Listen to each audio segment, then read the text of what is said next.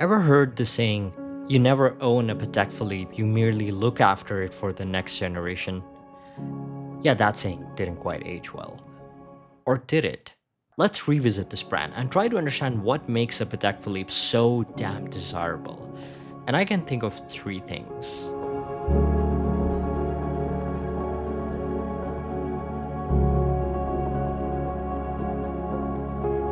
Check out Swiss Connection watches for your next watch. Also, do consider subscribing, it means a lot. Thank you. The prestige of Patek Philippe extends beyond craftsmanship and into culture, and there's a good reason for that. The brand's history began in 1839 in Geneva, Switzerland. It was founded by Anthony Patek and Japek under the name Patek, Japek and C. Following a disagreement between the two partners, Japek left the company in 1845. That same year, Adrien Philippe, the inventor of the keyless winding mechanism, joined the business.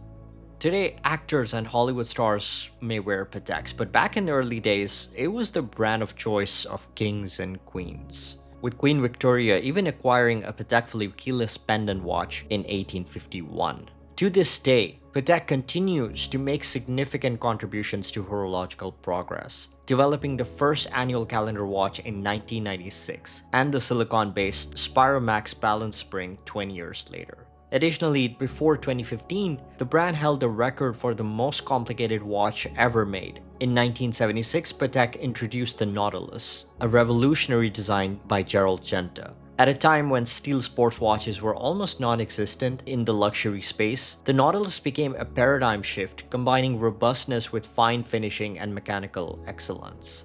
Since then, it has become a flagship model from the brand, the grail of many. But the Nautilus isn't the only grail-worthy watch by the brand. With extremely conservative production numbers, estimated roughly around 68,000 watches per year for a global demand, it's more about it's a Patek than which Patek. The focus isn't capacity but commitment. Every Patek Philippe watch is incredibly well finished to exacting standards, with some watches often requiring months or even years to complete, depending on the complexity involved. The brand highlights what exactly goes behind each of the finishing processes in visual detail on their website, whether done with traditional machines that were built by manual labor over 2 centuries ago, or carefully angling every edge of every bridge with a wooden peg to mirror polish the final result. There is highly skilled human involvement in every step. You get a taste of that impeccable craftsmanship in the reference 5212A weekly calendar. The typography on the dial is based on handwritten script, created from actual sketches by the designer. The movement is decorated with Geneva striping, polished bevels and perlage, and intricately finished components, all visible through a sapphire caseback. This level of attention is consistent across the entire Patek Philippe catalog. But beyond painfully slow craftsmanship is the painfully precise restoration. You see, Patek Philippe is one of just a handful of brands that offer full restoration and serviceability of any watch, including vintage pieces that date all the way back to the 1800s. This means that the brand has an army of trained watchmakers that specialize in vintage restoration of high complications. Kinda makes sense why the auction prices of vintage Pateks are often astronomical. Unlike many brands that chase trends, Patek Philippe has remained committed to timeless design, except the Cubitus.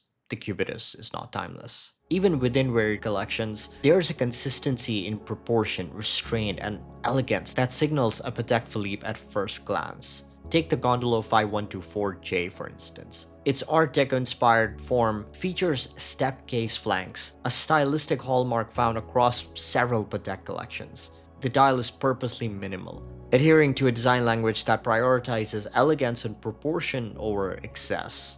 What makes Patek Philippe special isn't that they produce 68,000 hand-finished watches, but that they are able to scale up a production with the same level of quality as some of the smaller independent brands that make an average of less than 10,000 watches annually. This tells us that of the very few true master watchmakers in Switzerland today, a vast majority of them could be employed at Patek Philippe. In an age where luxury is often synonymous with marketing and spectacle, Patek Philippe represents the opposite: quiet excellence. It doesn't chase the moment, it creates enduring value. And it's why the saying makes sense. You never own a Patek Philippe. You merely look after it for the next generation.